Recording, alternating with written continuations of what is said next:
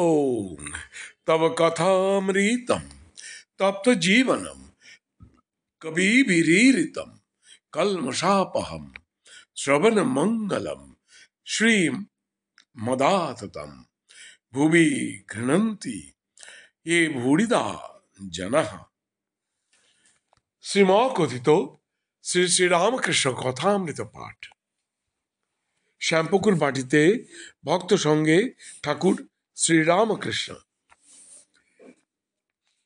গতকাল আমরা সপ্তম পরিচ্ছেদ কিছুটা পাঠ করেছিলাম।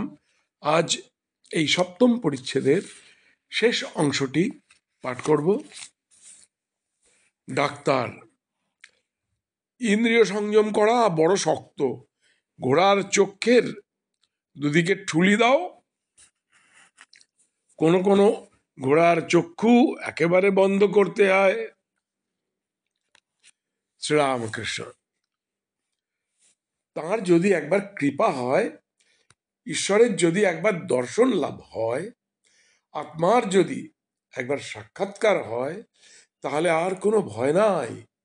তখন ছয় রিপু আর কিছু করতে পারবে না। নারদ, প্রহ্লাদ এইসব নিত্যসিদ্ধ মহাপুরুষদের অত করে চক্ষের দুদিকে ঠুলি দিতে হয় না। যে ছেলে নিজে বাপের হাত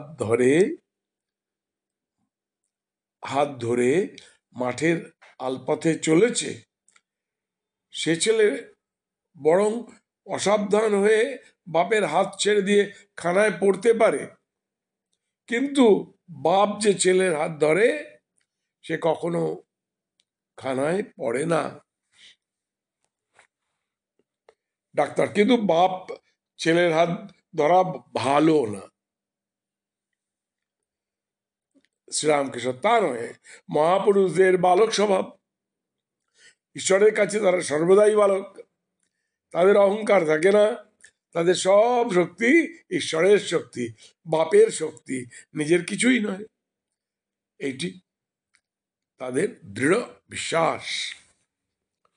বিচার পথ ও আনন্দ পথ, জ্ঞানযোগ ও ভক্তিযোগ। ডাক্তার, আগে ঘোড়ার চক্ষের দুই দিকে ঠুলি না দিলে ঘোড়া কি এগুতে চায়? রিপু বশ না হলে কি ঈশ্বরকে পাওয়া যায়? রামকৃষ্ণ, শ্রীরামকৃষ্ণ, তুমি যা বলছো ওকে বিচার পথ বলে, জ্ঞানযোগ বলে। ও পথেও ঈশ্বরকে পাওয়া যায়। জ্ঞানীরা বলে আগে চিত্ত শুদ্ধি হওয়া দরকার, আগে সাধন চাই, তবে জ্ঞান হবে। ভক্তি পথেও তাকে পাওয়া যায়।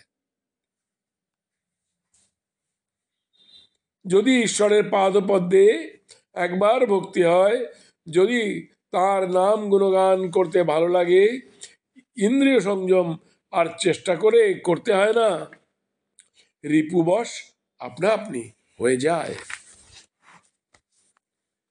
যদি কারো পুত্রশোক হয়, সেদিন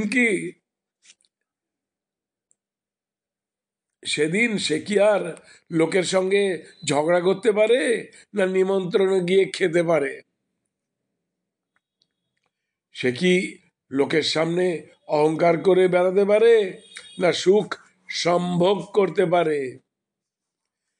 বাদুলে পোকা যদি একবার আলো দেখতে পায়, তাহলে কি সে আর অন্ধকারে থাকে?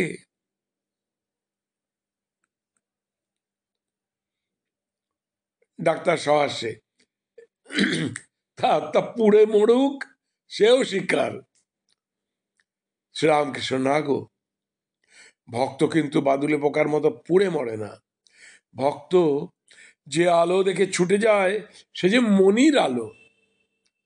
মনির আলো খুব উজ্জ্বল বটে, কিন্তু স্নিগ্ধ আর শীতল।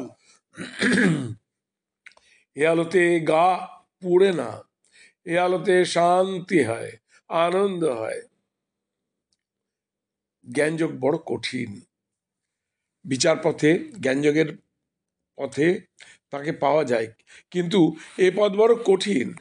আমি শরীর নই, মন নই, বুদ্ধি নই, আমার রোগ নাই, শোক নাই, অশান্তি নাই, আমি সচ্চিদানন্দ স্বরূপ, আমি সুখ দুঃখের অতীত, আমি ইন্দ্রিয়ের বশ নই। এসব কথা মুখে বলা খুব সোজা, কাজে করা, ধারণা হওয়া বড় কঠিন। কাঁটাতে হাত কেটে যাচ্ছে, দরদর করে রক্ত পড়ছে, অথচ বলছি কই কাঁটায় আমার হাত কাটে নাই, আমি বেশ আছি। এসব বলা সাজে না। আগে ওই কাঁটাটিকে জ্ঞানাগ্নিতে ওড়াতে হবে তো। বই পড়া জ্ঞান বা পাণ্ডিত্য ঠাকুরের শিক্ষা প্রণালী। অনেকে মনে করে ভালো না বই না পড়ে বুঝি জ্ঞান হয় না, বিদ্যা হয় না। কিন্তু পড়ার চেয়ে শোনা ভালো, শোনার চেয়ে দেখা ভালো।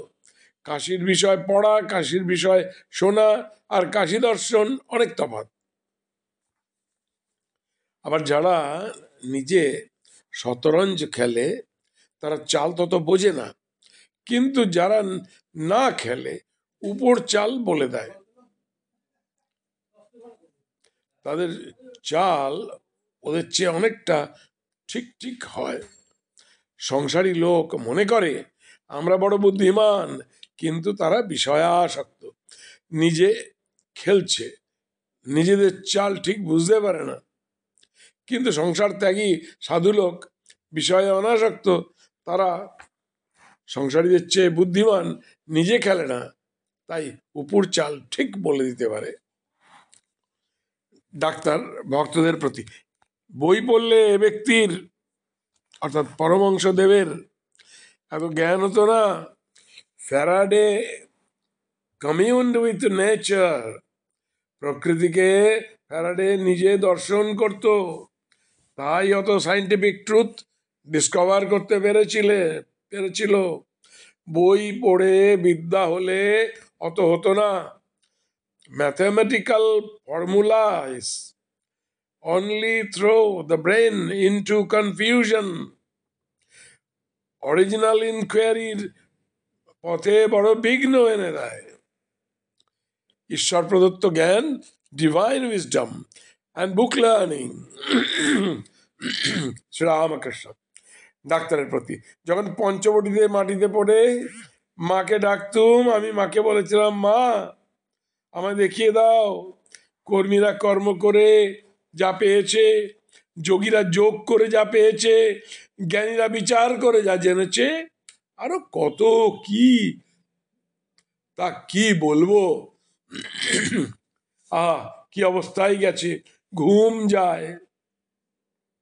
এই বলিয়া পরমহংসদেব গান করিয়া বলিতে লাগিলেন, ঘুম ভেঙেছে আর কি ঘুমাই, যোগে জাগে জেগে আছি, এখন যোগনিদ্রা তোরে দিয়ে মা ঘুমেরে ঘুম পাড়ায়েছি।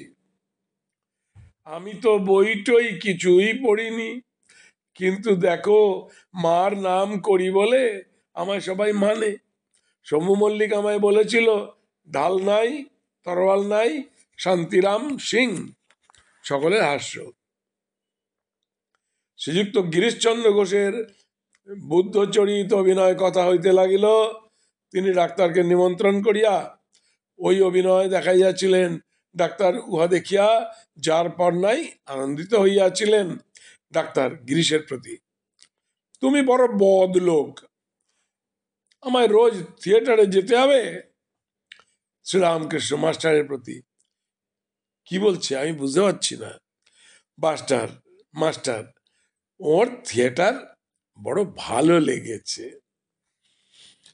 সপ্তম পরিচ্ছেদ এখানেই সমাপ্ত হলো। অগ্নিরঞ্জনং নিত্যমনন্তরূপম ভক্তানুকম্পা ধৃত বিগ্রহং বৈ ঈশাবতারং পরমেশমিড্ঢম তং রামকৃষ্ণং শিরসা নমামি।